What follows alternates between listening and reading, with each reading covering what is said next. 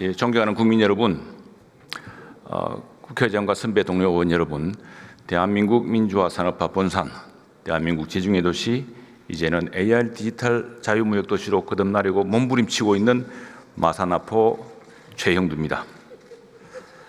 올해 광복 80주년입니다.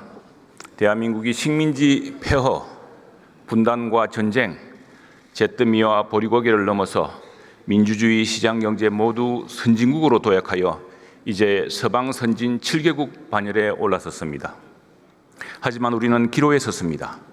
한때 선진국이었던 남미 국가들이 연이은 탄핵과 부패, 분열로 추락하는 일이 남의 일 같지 않다고 국민들은 걱정하고 있습니다. 전 세계가 관세 전쟁, AI 기술 경쟁 중입니다. 일본의 이시바 총리를 궁지에 몰았던 일본의 야당은 이런 관세 전쟁 앞에서 정쟁을 자제하고 있습니다. 네, 법무장관님 나오십시오. 오른쪽으로 버튼을 눌러서 발언석을 국무위원 답변석 쪽으로 돌리고 있습니다.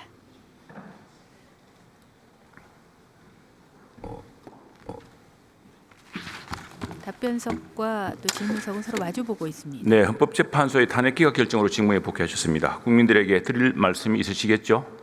먼저 한 말씀해 주십시오. 다시 답변석에 제가 박성재 드릴 말씀 많습니다만 제가 드리고 싶은 이야기는 헌법재판소에서 제가 한 최후 진술로 대신하고자 합니다. 예, 1번 슬라이드 보여주셨습니까? 참 윤석열 정부 임기 내 탄핵 소추안 발의 현황이 놀랍습니다. 우리 장관님도 이 탄핵에 줄탄핵에 수렁에 빠졌다가 헌법재판소의 결정으로 복귀하였습니다. 자유민주주의가 확고하게 국민들의 신뢰에 자리 잡을 수 있는 배경은 무엇이라고 할 수 있습니까?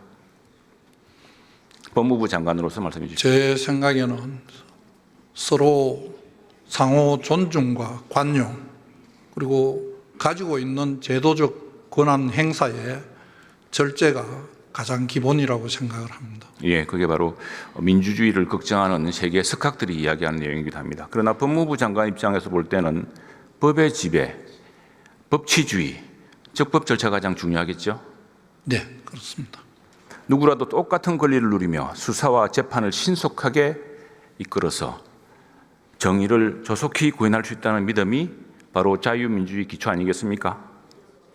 법무부 쪽에 관련된 부분은 그렇다고 생각합니다. 우리나라 법치주의에 대해 어떻게 생각하십니까? 예? 우리나라 법치주의의 현황에 대해서 어떻게 생각하십니까? 각 분야마다 다소 미흡한 부분들이 있다고 생각합니다. 제가 맡고 있는 법무부와 관련된 부분에 있어서도 수사 절차에 있어서 많은 시간이 소요가 되고 있고 여러 가지 제도 개선으로 인한 수사권 조정 이후에 수사권과 관련된 부분도 많은 문제가 있다고 하고 지연 수사 부분도 많은 문제가 있다고 생각을 합니다. 그리고 법치주의가 형식적 법치주의에 흐르지 않도록 다들 노력해야 되는데 그 부분에 아쉬움이 좀 있다고 생각을 합니다. 저 슬라이드에 사법기관 신뢰도 한번 보여주실까요? 예, 법원, 검찰, 경찰, 우리 법치주의의 기둥이라 할 기관들의 신뢰도가 매우 낮습니다. 절반 이하입니다. 이렇게 된 데는 정의의 지연, 지체된 정의의 문제도 있겠죠? 예, 그렇다고 생각을 합니다.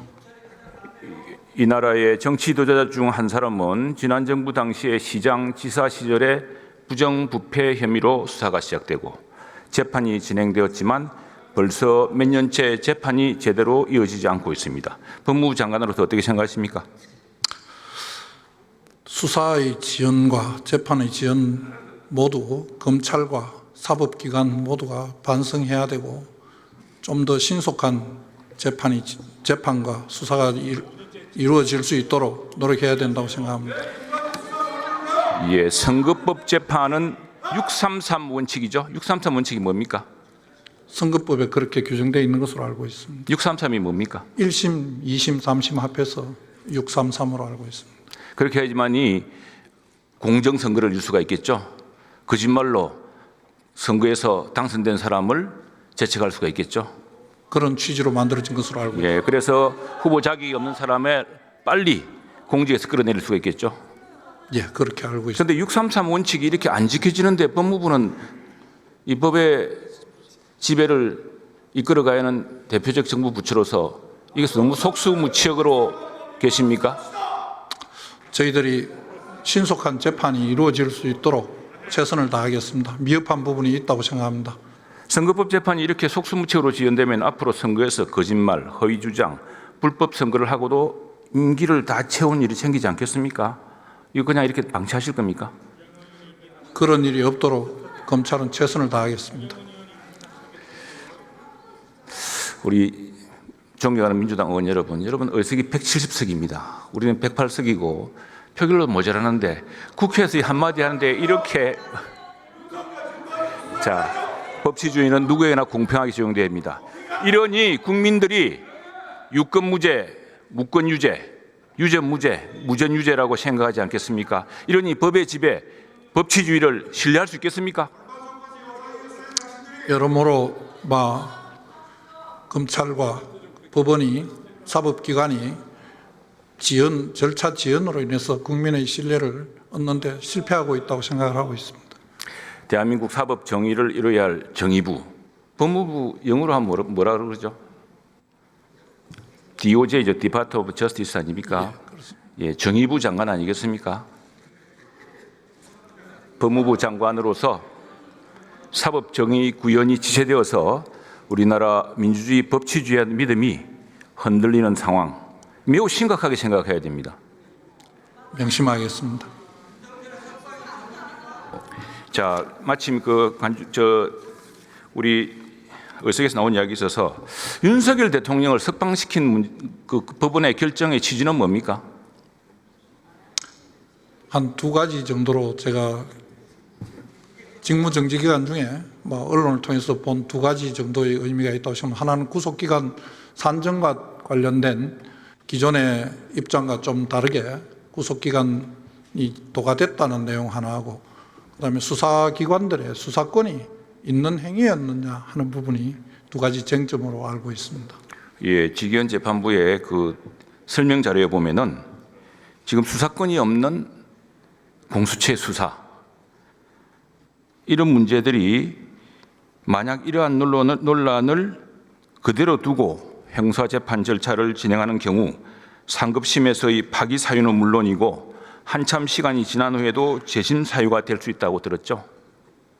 그렇게 이게 법원에서 이제 알고 적법 절차의 중요성, 수사권이 있느냐, 이 수사가 적법하게 진행되었느냐, 체포를 적법하게 했느냐. 장관님 잘 아시겠습니다. 미란다의 원칙에 나오는 그 미란다는 무고한 사람이었습니까? 절차가 잘못돼서. 그렇습니다. 절차가 그렇게 중요한 겁니다. 우리 초등학생들도 다 아는 미란다의 원칙은 사법에서 절차의 문제, 적법 절차의 문제 아니겠습니까? 어느 사람을 뭐라고 제명을 몰아놓고 그렇게 해서 몰아붙인다고 만일 제명이 결정되고 파면되고 구속되고 한다면 그게 법치국가가 아니겠죠. 그렇다고 생각합니다. 예, 어떤 사람은 법에 정한 재판 절차 시한도 다 어기고 무한하게 재판을 연기시킨다면 그것 역시 법의 지배에 어긋나겠죠. 그렇게 되지 않도록 노력해야 한다고 생각합니다. 예, 법무부 장관은 굉장히 중요한 직책으로서 그 탄핵에서 참 험한 사태를 겪었습니다만 다시 탄핵에서 헌법재판소에서 법무부 장관에 대한 탄핵 소추는 부당하다고 결정을 받아 당당히 나오신 만큼 이 문제에 대해서 최선을 다해서 법의 지배를 다시 일으키셔야겠습니다. 자, 금수완박 이후에 검찰의 부패 수사 능력 저하가 OECD의 걱정 대상이 되었습니다. OECD 반부패 수사기구 뇌물방지협약 이행그룹 WGB라 그러죠. 실사단이 지난 연물 방문했는데 어떤 결과가 나왔습니까? 제가 직무정지 기간 중에 다녀가서 정확한 예. 내용 모르겠습니다. 이 파악해 보십시오. 이게 세계 선진 국가에서 대한민국에서 이렇게 권력자에 대한 수사와 재판이 지연되면서 아니 권력자에 대한 수사와 재판이 지연되는데 다른 사람들 다른 부패에 대한 수사와 재판이 제대로 될 수 있겠느냐 이런 의구심을 품는 건 당연하겠죠. 그래서 OECD가 부패 문제를 이렇게 중요하게 생각합니다. 그것 때문에 검찰이 제대로 수사할 수 없고 그리고 반부패 수사 기능이 수사권이 전반적으로 약화되는 현상을 걱정하고 있습니다. 법무부 장관으로서 여기에 대한 어떤 대책을 세우시겠습니까? 수사는 수사기관 종사자들의 의욕도 굉장히 중요하다고 생각을 합니다. 지금 검찰이 의원님께서 조금 전에 지적하신 바와 같이 국민의 신뢰도 상당히 저하되어 있고 그다음에 수사 절차도 상당히 어렵습니다. 그리고 최근에는 수사 경비 등으로 인해서 많은 어려움을 겪고 있는 것으로 알고 있습니다. 법무부 장관으로서는 이 어려운 상황 속에서도 후배 검사들이 최선을 다해서 반부패 수사에 열심히 할 수 있도록 열심히 지도 감독하겠습니다. 예, 우선 자료 화면을 좀 봐주십시오. 네타냐후 총리 자료 한번 볼까요? 자, 이게 이제 뉴욕타임즈하고 지금 AP통신에 나온 사진입니다. 이스라엘이라는 나라가 지금 지도자의 부패 혐의, 이 지도자의 부패 혐의를 사법 절차에 따라 처벌해야 하는데 그걸 못하게 하려고 저 지도자가 사법부를 흔들고 법제를 흔드는 문제로 이스라엘이 몇 년째 엄청난 내용에 빠졌습니다. 모사드도 소용없고 철의 장막도 소용이 없습니다. 모사드에게 바로 침공당하지 않습니까? 이 같은 사태가 법의 지배가 얼마나 중요한지, 법의 지배가 무너지면 그 튼튼한 나라도 어떻게 무너지는지를 보여주지 않겠습니까? 지금 우리나라에서는 선거법뿐 아니라 여러 가지 범죄 혐의로 1심에서 유죄받고 또 상당한 유죄 심정이 굳은 이런 분이 이제 대통령 후보로 나설 가능성이 높아졌습니다. 만일 대통령이 당선된다면 이미 진행되던 재판은 어떻게 됩니까? 그 부분도 저희가 소추 면제 조항에 소추라는 개념에 어디까지 포함할 것인가 하는 부분에 다양한 의견이 있는 것으로 알고 있습니다. 의원님께서 말씀하시는 부분은 가정을 전제로 말씀하시니까 제가 즉답을 드리기는 좀 어렵습니다. 우리 국회가 걱정해야 될 게 저런 대목입니다. 저렇게 정말 강구하던 나라, 사방이 적으로 둘러싸여서 국가안보에 관해서는 똘똘 뭉쳤던 나라도 바로 저런 사법부에 대한 신뢰, 사법 리스크를 들기 위해서 국가 지도자가 사법 시스템을 흔들면서 나라가 얼마나 큰 혼란에 빠지는지를 한번 명심해야 될 시기 같습니다. 자, 예, 이제 재판 받고 있지 않습니까? 질문자는 최형두 의원 주장이지 않습니까? 자, 이제 개헌은 시대적 사명이 되었습니다. 지금 오늘 총리도 안 오시고 해서 이 개헌에 관련되면 정부 부처는 어디입니까? 주무 부처가? 저희들도 한 중요한 부분 중에 하나라고 생각합니다. 혹시 정부 내에서 얼마 전에 우리 국회의장께서 대선과 함께 개헌을 하자고 제안하신 적이 있는데 물론 이재명 예비후보와 민주당이 그절로 지금 이게 불발됐습니다만 그 정부 내에서도 개헌안을 검토하거나 개헌 절차를 검토한 적이 있습니까? 지난 정부에도 개헌안이 정부안으로 제출된 적이 있는 것으로 알고 있고 저희들 입장에서는 국회에서 논의가 진행되면 적극적으로 그 논의를 뒷받침할 수 있도록 준비하도록 하겠습니다. 네, 고생하셨습니다. 외교부 장관님, 차관님 오시죠. 지금까지 답변에는 법무부 장관 박성재 장관이었습니다. 고생하셨습니다. 정치외교 통일 안보에 관한 질문이 이어지고 있습니다. 예. 두 번째 질문자 최형두 의원입니다. 차관님, 러시아의 침공으로 시작된 우크라이나 전쟁에 좀처럼 포승이 먹고 있지 않습니다. 이 강대국들이 휴전 또는 종전 협상에 개입하고 있습니다만 지연되고 있는데 이 우크라이나 전쟁이 장기화될 조짐도 있는데 어떻게 보십니까? 지금 미국의 신행정부 들어와서는 우크라이나 전쟁을 이제 신속하게 끝내기 위한 노력을 지금 미국, 러시아, 우크라이나 간에 이제 진행 중인 것으로 알고 있고요. 현재로서는 아직 크게 진전은 없는 것으로 알고 있습니다. 우크라이나 전쟁이 장기화되면 우리에게는 어떤 리스크가 발생합니까? 지금 북한과 러시아의 밀착, 이로 인한 새로운 군사 무기 기술의 이전 등이 그리고 또 하나 북한의 젊은 병사들이 우크라이나 전장에서 목숨을 잃은 그 피해 대가로 북한에게 부당한 대가가 지급되는 이런 문제가 심각해질 것 같은데 어떻게 보고 계십니까? 네, 우크라이나 전쟁 관련해서 우리의 가장 큰 우려 사항은 러시아와 북한 간의 불법적인 군사 협력이 되겠습니다. 우리는 한미일 협력을 근간으로 인도태평양, 중동, 아프리카, 남미와 좀 더 밀접한 협력 관계를 구축해야 합니다. 그 길만이 미중 패권 갈등에서 또 러우 전쟁 이 사이에서 우리의 안보와 산업을 지킬 수 있는 길이라고 합니다. 그런 점에서 외교부가 집행하는 ODA 정책의 변화도 매우 긴급하다고 생각합니다. 지금 ODA 예산이 얼마나 늘었죠? 제가 지금 정확한 수치를 예. 갖고 있습니다. 2021년 3조 7천억에서 2025년 6조 5천으로 2배가량 늘었습니다. 국제사회에서 대한민국의 책임과 역할이 그만큼 높아진 것으로 생각합니다. 그런데 지난해 우리 예산 심사를 해보니까 ODA 불용 예산이 굉장히 많았습니다. 이유를 들어보니까 수원국의 사정으로 집행할 수 없는 문제가 있었습니다. 그래서 이제는 ODA 방식을 우리가 밖에서 다리에 져주가는 게 아니라 해외 우수 인재를 우리 국내로 유치해서 교육시킴으로써 우리나라의 산업 발전, 우리나라의 발전에도 기여를 하고 또 우리나라 지역 대학이라든가 연구 R&D 인력 확보에도 기여를 하면서 동시에 우리가 도와주는 국가의 든든한 인맥을 쌓는 게 매우 중요하지 않겠습니까? 그래서 제가 이전에 몇 차례 미국의 미네소타 프로젝트 같은 거 언급한 적이 있는데 여기에 대해서 ODA 정책의 변화가 좀 있습니까? 의원님 말씀하신 것처럼 ODA와 관련해서 저희는 지금 그 ODA가 늘어난 만큼 효과적으로 또 적기에 집행할 수 있도록 노력을 많이 하고 있고요. 말씀하신 것 같은 해외 인재를 우리 국내에 유치해서 교육을 하고 장기적으로는 그 나라에 도움이 되게 하지만 우리한테도 도움이 될 수 있는 그런 방향으로도 많은 사업들을 검토하고 있습니다. 네, 아세안 국가의 협력이 특히 중요했습니다. 한 아세안 협력의 사업으로서 지금 카이스트가 아세안 공학 기술원을 만들어서 우리나라 제조기업에 필요한 우수한 연구개발 인력을 아세안 국가의 최우수 공대 졸업생으로 유학을 받아서 ODA 자금으로 공부를 시키자고 합니다. 여기에 대해서 경남이 캠퍼스와 또 경남의 거대 제조기업들이 그 육성 지원을 하겠다고 합니다. 여기에 대해서 외교부가 아세안 국가의 의견을 타진해 본 적이 있습니까? 네, 우선은 의원님 작년부터 이 말씀 주셔서 저희가 우선은 그 한아세안 협력기금에 이 사업을 할 수 있는 재원을 조성하는 게 먼저인데요. 그래서 예산 당국하고 작년에 많이 협의를 했습니다만 올해 예산엔 반영이 되지 않았습니다.